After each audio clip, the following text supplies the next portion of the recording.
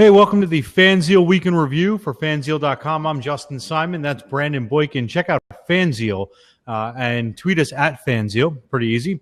Our videos all go up on YouTube/Fanzeal Sports. And, well, you can check us out on Facebook at Fanzeal Sports. Every week, Brandon and I are here talking sports, figuring out what happened in the week, and really just debating, discussing, because we can.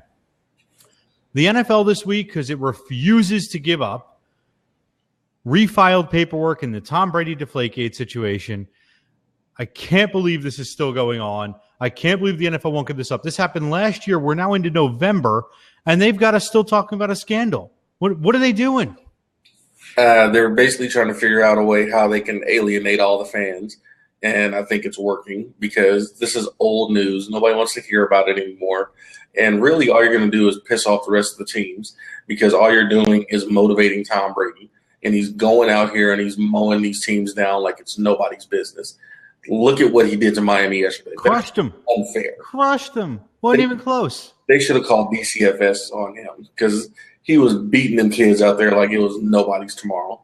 I mean, that was unbelievable what he was doing to them. It was like he was playing a high school team. Was it 4 touchdowns? He was picking them apart. You know, most teams at the end of the day, they go to the run. The Patriots, they just kept passing. They're relentless. They'll step on your throat. And Tom Brady doesn't need any more chips. No, but he'll take them. Why not? It's mind-blowing to me that the NFL won't let this go, right? What do they have to prove? The science has been questioned. The integrity of the game is now questioned for no reason whatsoever. And anybody who's associated with the Patriots isn't talking, and they're losing every lawsuit, every court of law, everything they do, the NFL loses. So why do they keep doing it? I have no idea. That's the $1 million question. And the other thing that did the NFL, did the umpire, the refs, did they ever get those gauges that they were those special gauges that they were supposed to be getting? You know, it's interesting because we looked at that, and the NFL has decided that they are not going to release the figures on those, which I think is the best way that they could have clarity. Right? Mm-hmm. If we know at the end of every month, okay, these 6 teams had this much in the ball, then, okay, now I have an answer as to how much was the pressure. What should the normal pressure be? Mm-hmm. We don't. We have no idea simply because the NFL won't release anything. Yeah, it's amazing to me. And this is Roger Goodell. This is him on his witch hunt to prove to the rest of the NFL owners that he's not Robert Kraft's buddy, that he's not in pocket. And, you know, the other teams, they're just tired of them winning. And we've seen this happen in other sports. We've seen it happen in basketball. Teams got together and they changed the collective bargaining agreement, things like that, against the Lakers. They were tired of them winning. So, you know, the owners in the league, they can only do so much. So he's basically grasping at straws, and he's doing whatever he can to try to save some type of face. Really, the only other thing that he has to hang his hat on is that he's making the league money, which really we don't, and I've said this before, how much of that is because of Roger Goodell and how much of that is in spite of Roger Goodell. Yep. Well, we are live here on the Fanzeal Week in Review, and it is 4-3 New York in the top of the 4th. This has turned into and we're switching gears real quickly from the NFL to the World Series. This has turned into an amazing, amazing series. Game 1, unbelievable. The long game, both Bartolo Colon and Chris Young, both, you know, veterans pitching well. The Mets got out to an early, 2-1 lead in the first, and the City storms back with 2. Then the Mets come back with 2. Another close game. Game 2 wasn't so close, later, but it felt closer than it was, if that makes any sense. Yeah. This is a great World Series, and I think that people who aren't even baseball fans ought to be tuning in to watch it. Oh, yeah. You're getting the best of the sport right now. First of all, you got to love any series that you're going to have a Bartolo Colon sighting, because this dude looks like somebody's uncle that just came out the kiddie pool. Yep. Coming out there, he's about 85. He's got, like, his grandkids in the dugout. But the dude still got a nasty slider, and he's got a little bit on his curveball. Look, is he not Exhibit A of how to keep a career going? Of how to say, hey, okay, I can't throw 98 anymore. one of my good friends, Josh Paul, used to play in the major leagues, and I asked him when he knew, because he was a second-round pick, and he was a very good minor leaguer. And I said, Josh, when did you know you weren't going to make it as an all-star in the majors? And he said, early in my career, I got up against Bartolo Colon, and he was throwing, 97, 98 at that point. He said he threw a fastball I didn't even see. And, now we're talking 20 years later, 15 years later, Bartolo's turned into Greg Maddux. Yeah. He's painting the corners. He's dropping sliders, or dropping, curves, breaking balls. And he got Daniel Murphy on a ball that Murphy thought was going to hit him and came inside and crossed the corner of the plate, painted the black with it. And all this from a guy that's been tagged how many times with using the juice? Oh. And whatever juice he's on, it's too many calories. Because did you see? I mean, the gut was. Oh, he makes me feel happy. Well, there you go. Well, that's what that is. That's the old John Kruk line. I'm not an athlete, ma'am. I'm a baseball player. Yeah, well, they say you're not in shape. Hey, round is a shape, baby. Right. Well, round is indeed a shape. You're here at the Fanzeal Weekend Review. Make sure you head over to fanzeal.com and check out the funniest newsletter in sports and place where fans can talk to athletes. One of the things I love about Colon, though, is, he's 260 pounds or whatever it is. They say he's the most flexible guy on the team. So, in essence, you've got this mass of a human being with ballerina touch. That, in and of itself, is impressive. I would pay money to go see him do yoga, Pilates, or whatever, because I wouldn't want to be there. Yeah, I don't know how much money I'm paying to see Bartolo Colon do Pilates. Just to see this dude stretch, but I don't want to be in the room because you might cut the cheese a little bit. And you're trying to do a little downward dog, and yeah. We're cutting you off. We've already had enough Mike Ditka fart jokes coming out this week. I know you are excited this week, and we've got about 15 minutes left. We do the fastest half hour in sports, and we're going to come back to the game, and we'll get back to Major League Baseball. We'll keep you continuously updated on the World Series, but one of the things I know you're very excited about this week is the NBA is back. Yes, baby. And I'm going to give you a few minutes just to kind of roll on why you're excited for the season, what we can expect, and what is so good about basketball being back. Okay. The NBA is, for me, one of the best parts of the season, best parts of the year. Comes back towards the end of the year, right before the holidays. Football is right about to kind of tail off, pretty much the halfway point. Right. But the NBA is just so exciting. You get to see all the new guys. You get to see all the rookies.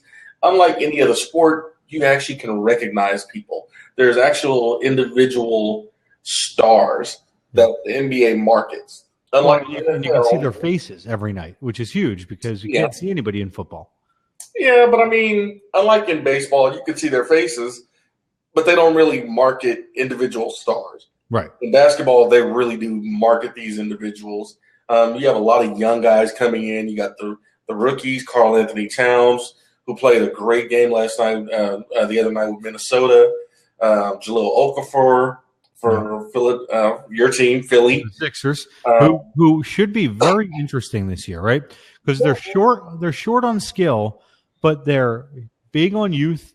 They're big on talent. And I feel like talent and skill are two different things, right? Yeah. Talent turns into skill with coaching, and they're not there yet. And they've got a good coach, and they've got a system that could be good. I'm a huge Nerlens Noel fan. I think that they've got some pieces in place. I'm thrilled at the Okafor pick.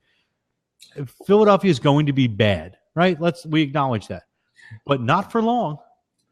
Yeah, well, they say that every year. When is going to be the year that they're going to turn it around? I mean, you guys have had a top 5 pick the last 4 seasons. We didn't know the guy was going to miss 2 years with a foot injury. But why do you pick a guy that's already having issues? They could have picked someone else. They already had a big. They didn't need to pick another big. This year, they only picked Okafor basically because he fell in their lap. They wanted the end. Well, so obviously the Sixers are not going to be good. And we talked a little bit last week about the Western Conference, but who do you like in the Eastern Conference? And how many years before we really start to see the flip again? Because, basketball is cyclical, right? Yeah. If all the teams in the West keep picking, 20 to 30 in essence, and all the teams in the East are picking, in the top 10 picks. How long before this really starts to flip and you end up seeing the East as the dominant conference? The realistic answer to that question is going to be based on a couple of guys. Anthony Davis, Karl Anthony Towns, trying to think who's another youngster. Damian Lillard, Seth Curry. But now you're picking everybody in the West where all the skill is. Exactly, and that's my point. All the young gunners, the young skill set guys that just pretty much have a lock on the game, they're all in the West. So they're controlling that. Until you really get a dominant player that comes out in the East, and I haven't seen one yet. Okafor is probably going to be the closest thing to it. So I give the East a couple more years. I mean, right now, pretty much the East is LeBron, Chicago, and 6 other teams that make the playoffs. Atlanta was the number 1 seed last year, and I didn't give them a chance. I thought they were pretty much a thought in the wind, and they just happened to get on a hot streak at the right time. But they never had a chance against Cleveland. Is Andre Drummond in Detroit one of those guys who could make a big difference in the East at some point? I mean, Detroit, long way to go to get back to their early 2000s excellence. But this kid's pretty good. He's good, but they don't put the right pieces around him. I think the Greg Monroe loss is actually going to help them out a lot. They've got a great rookie. They got Stanley Johnson. That kid is a beast. And if you guys don't have NBA League Pass, or if you can't access TNT to watch the games, try to get it any way you can. Stanley Johnson, that kid's actually got my vote for Rookie of the Year. If he doesn't get Rookie of the Year, he's going to have the most highlights of any rookie. Because think about what other athletes do they really have in Detroit. They've got Drummond. Yep. They've got Jennings. They've got Johnson now. And they signed the kid from Oklahoma State, Reggie Jackson. Everybody else, Jody Meeks, former Laker, decent shooter, but not much else. So you're saying, in essence, outside of Cleveland, and I think LeBron is on the downslope. I think you got 2 more good years out of him. I'm not a believer that Kevin Love is a winner. I acknowledge that he's on bad teams. And we appreciate, by the way, everybody joining the Fanzeal Weekend Review. We will take your questions, shoot them over on the chat box, and we're happy to talk about them. I just don't think Cleveland is one of those teams that has the killer instinct, right? They're going to win, and they may even win the title this year. But I don't see it out of Kevin Love. And LeBron's, he's going to be toast here soon. So the question becomes, who takes over in the East? I don't think it's Atlanta. I don't think you think it's Atlanta. And who challenges the West in any point in the next 3 to 4 years? In the next 3 to 4 years, there is no one. Cleveland is the only shot that the East really has. Cleveland and Chicago. Chicago, I really don't. I have to see what they're going to do. They're one of those teams that hangs around forever and never actually completes it. Right? They're the pest and they're an annoyance, but they never do it. Yeah, but we don't know if this is going to be the year that D Rose is actually healthy. Their offense is flowing a lot better now that it's under Hoiberg. Yep. The ball doesn't have to stick in Rose's hands anymore. And I thought that was a good hire, by the way. I'm a big Hoiberg fan. For nothing else than he seems to get that, he was a player. And sometimes players need a night off, and sometimes players need to play 20 minutes a night instead of 32. And you look at it from a fan perspective, you go, well, what's the difference in 12 minutes? That 12 minutes could change your entire week. That could change 3-4 games in a row. That's like giving a baseball middle reliever 2 games off and letting him come in fresh. Well, you got to love any guy whose nickname was the Mayor. The Mayor. The Mayor. Fred. Fantastic nickname. But I mean, you look at how they played last night against Cleveland. It was a tough game. They always have a game that pretty much goes down to the wire. Yep. When was the last time you saw LeBron get blocked by Pau Gasol for a game-winning shot? I mean, look, that's one game. It's a who cares situation. It's one game, but you look at how they played. If LeBron is not carrying that team, it's really hard for them to be what you consider a playoff winning team, a championship team. They can win a lot of games. When he was in Cleveland before, they won a lot of games, but they just could never put all the pieces together. And why? Because you had Mo Williams. Mo Williams is a great point guard, NBA-wise, but he's not a championship. He's a great point guard or a very good point guard? He's a very good point guard. All right, because I want to take this a step back before we start calling Mo Williams a great point guard. No, if he was on a championship, if you're on a championship team and he's your sixth man, he can be a great point guard because you're not expecting him to do much. But when you put him on a team and now you're expecting him, he's got to score, he's got to distribute, he has to be a leader on that team. Yep. That's too much for him to do. That was too much for him to do in Utah. Yep. Too much for him to do in Milwaukee. But when he was in Cleveland, he was great. And everyone says, oh, well, everyone wants to play with LeBron. Yeah, LeBron makes a lot of things easier because he's carrying a lot of the load. Well, because you're certain that LeBron is going to be the focal point of all the opposing defenses. You're sure of it. Yeah. I mean, if Cleveland is smart, and David Blatt, I'm hoping you're smarter than I am, considering you've been coaching 20-some-odd years over in Olympia, Dukakis, or wherever you're coaching. But, dude, you got to open up your offense. You can't just have Kevin Love as an outside – basically the trailer that's waiting there to shoot the open three. Well, he's such a good passer. Kevin Love is a fantastic passer. I don't understand not using those skills. Yeah, to me, the key to that team really is Anderson Varejao because he does all the little work that no one else really wants to do because everybody else is pretty much a pretty boy. Anderson Varejao, he's got the sideshow bob hair. That dude's down in there getting gritty, getting dirty, and he's just as physical as Moskov, but he's a little bit more mobile. He can step out on the pick and roll and play defense and help with that. And he's going to take some charges so he can help protect the paint. But we got a tweet from Eric Minch who said, "I don't believe Mo can handle the pressure of a championship caliber team." I think he's right. Yeah, I think he's right. I'm gonna break in real quickly. The Mets just crossed another run in the bottom of the fourth. It's now 5-3 New York. In Game 3 of the World Series, and we'll keep you updated on that as we continue here. So we've talked about the Cavs, and we've talked about Chicago, talked a little bit about Detroit. Is Atlanta have any shot at repeating what they did last year? I mean, there were some free agent moves. I was surprised to see them where they were last year, and I feel like I'm even more surprised to see that some people have them picked to finish top 3 in the East. I'm very surprised at that. They lost DeMarre Cole, which Carroll, big loss. He was the defensive heart of that team, and really they just had a lot of bad luck when he came down to the playoffs. They lost Cephalosha with the broken leg, thanks to the NYPD. All the brothers say thank you, NYPD. Yeah, I'm dead serious. And then they just had a couple of other bad injuries, and teams were able to really key in on what Atlanta was doing. Atlanta was basically running a San Antonio Spurs light offense. Well, sure, given the coaching tree. Yeah, I mean, you look at the tree, same coach in Philly. They're trying to do the same thing. But the problem is they don't have a guy that can get down in the paint and demand a double team. Paul Millsap is a 3. He's not a 4.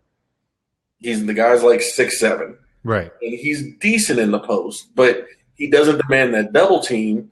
And if you can't space the floor, especially for your shooters, guys like Korver that are, he's trying to run off the screens and off pin downs, guys like Schroeder and Teague, they're not good enough shooters to really give them that space. And they've got to cut in and, get easy layups and easy shots here and there. You look at a team like Memphis. Memphis have the bigs and they have the guys that can do it. They just have horrible shooting. But to me, both of those teams are very similar. It's just one has horrible shooters, one has good shooters. Now, if everything goes right for Atlanta, they could end up in the top 3. I just don't see it happening. One, I don't think they can play the defense like they did last year. And 2, I just don't see all of their shots falling. It's too hard for them to really generate easy offense. Right. And that's the thing. Anybody can go out there and you can get buckets, but can you get easy buckets? Because when it gets down to crunch time, you got guys that are going to key in and they're going to, you're going to have 5 guys on a string working defensively great. Right.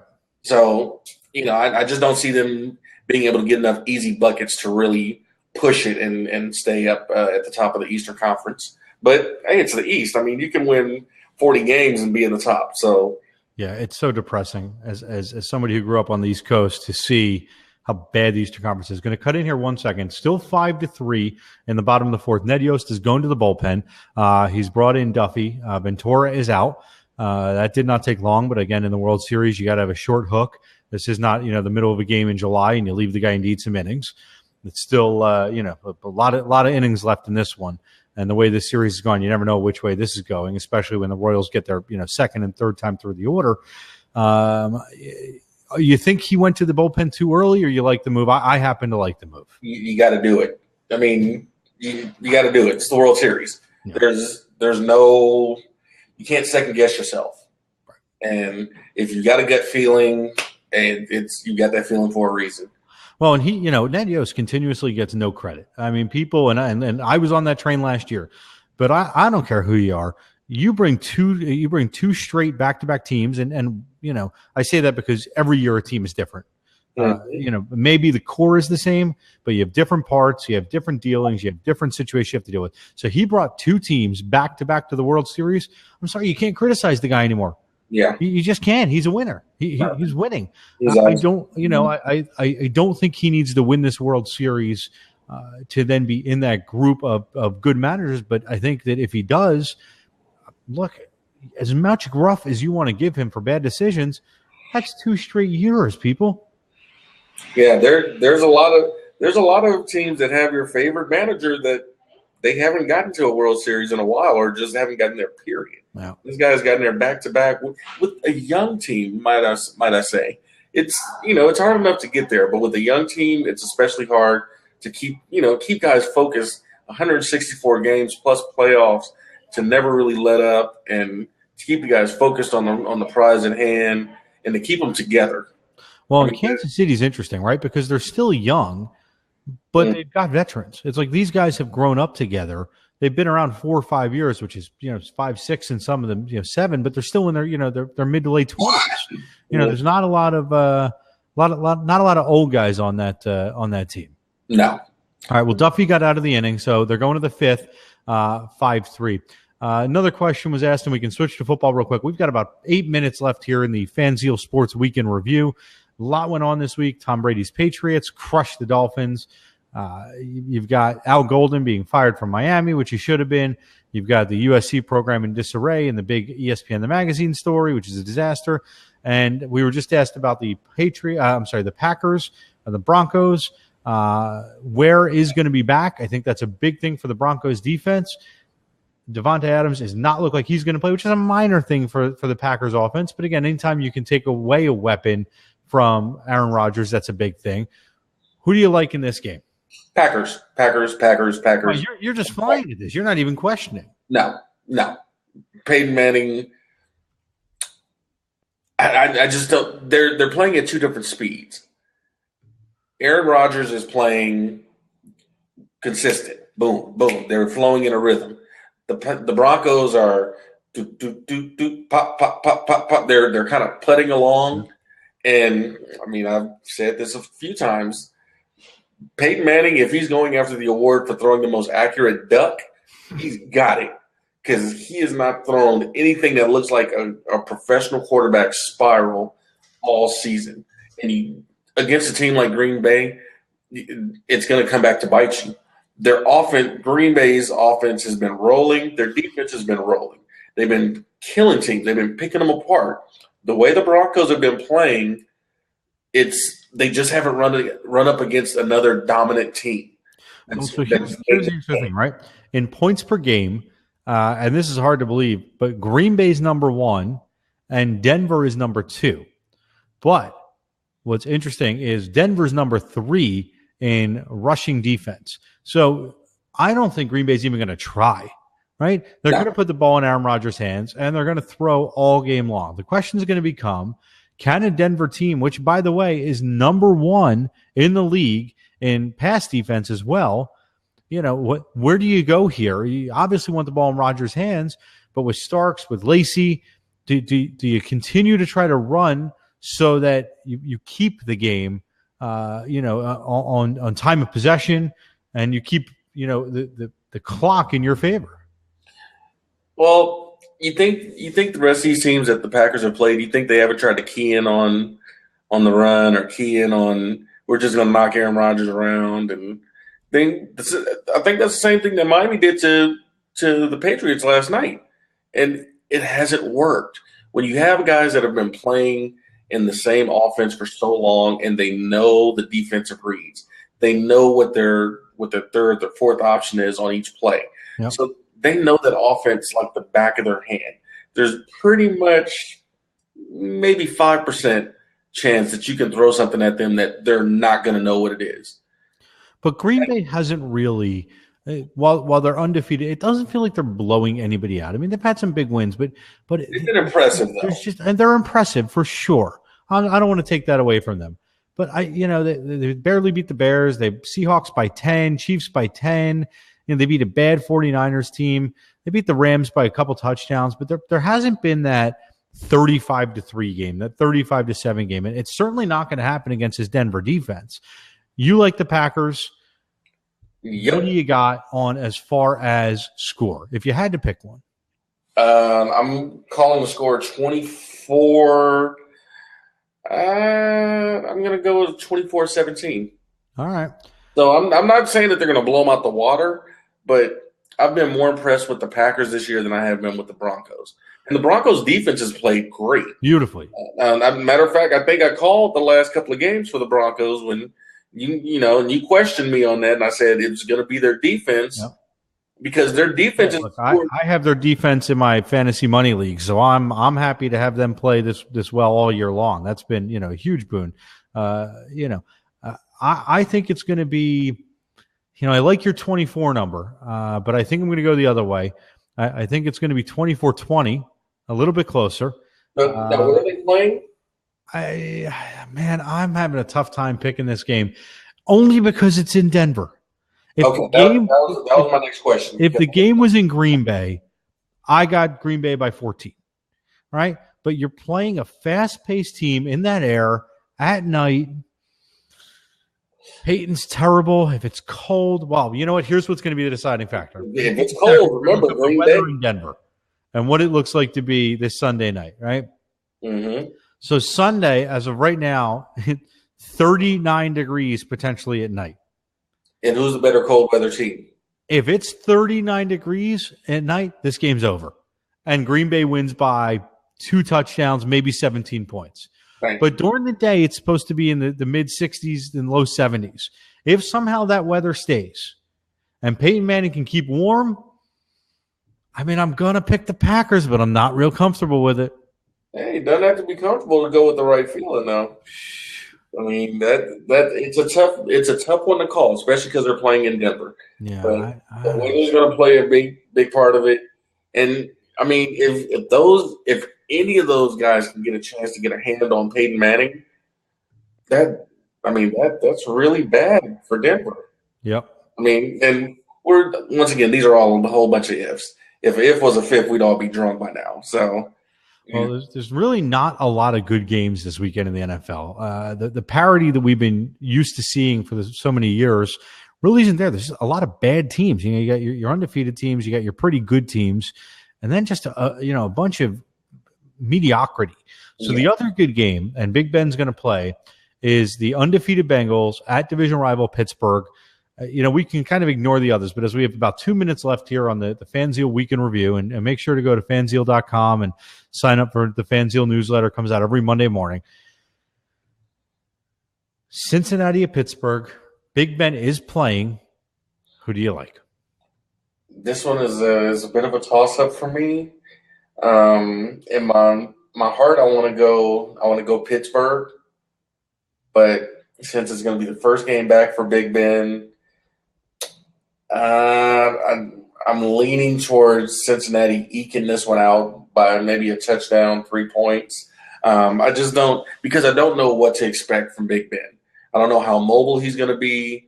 I know all of his targets there. They'll be happy to see him coming back. Yep. And it's also going to depend on if this game is going to be a shootout or is it going to be a defensive struggle. Like, is Pittsburgh just going to air the ball out and try and take advantage of the receivers versus Cincinnati secondary? Like, what are they going to do? So, and I really like Mike Tomlin. I think the dude's probably one of the best coaches in the NFL. His eyes are really big. always looks like he's like ready to jump out there and strap one on and get out there and play himself. Well, I'm a huge Tomlin fan. I think he's a great coach. I'm going to go with Pittsburgh. I think that even though you don't know what you're getting from Big Ben, don't forget they got Bryant back, which they didn't have when Ben was playing before. That's Brown and Bryant are two huge weapons. And Cincinnati's got a very good defense, but I don't know that there's another team in the league right now that has two deep threats like that and a guy who can get it there, right? New England's done the dinky stuff, and Carolina's undefeated, but they don't have anybody. Green Bay's piecing it together, and even if they had deep threats, Denver, nobody can throw to them. He's got these guys on the edge. It's questionable for me that Cincinnati can stop them. I think this is the week that the Bengals are not, to get out of the undefeated column. I think it's going to be a great game. That's the one I'm going to be at the bar watching, having a cold, frosty beverage, and I'm looking forward to some great games. Hopefully, less mediocrity. More good football. I'm going to give you one last Major League Baseball update before we sign off for the week. In the bottom of the fifth, the Mets are at bat, no outs, and they are still up 5-3 in Game 3. Looking forward to seeing how this series shakes out. I kind of want the Mets to win this game because I'd love to see this thing go 6. The baseball's too good, and I'm not ready to be done with it yet. Yeah, I hear you. I think the fans are getting a treat with this series, and we had discussed that before, that, this was going to be, either way, it was going to be a great season for the fans. Yeah. The young guys that they got on the Royals, just the aggressive style of play. It's been a solid series all the way around. Don't have anything bad to say about either team. There's been a lot of good baseball out there, and even for the casual fan, it's good to watch. It's nice to see a large market team versus a smaller market. And to see the younger fans get a chance to really get out here and recognize who some of these players are and who possible stars of tomorrow could be. Love it. Well, for my boy Brandon Boykin, I'm Justin Simon. Thank you for checking out the Fanzeal Weekend Review. We'll be here every Friday night at roughly this time, give or take, schedules permitting. A lot of going on this coming week. NBA is really getting into gear. NFL's got some undefeateds going, and, of course, the World Series. So we're going to have a lot to talk about next week. We will see you then. I'm Justin Simon, Brandon Boykin. Have a great weekend, everybody. Don't forget to send us your questions.